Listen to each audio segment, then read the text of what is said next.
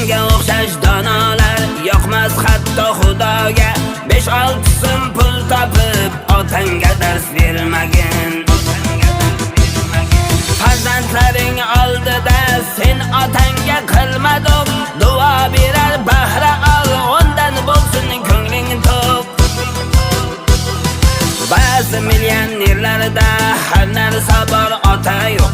5-6 so'm pul topib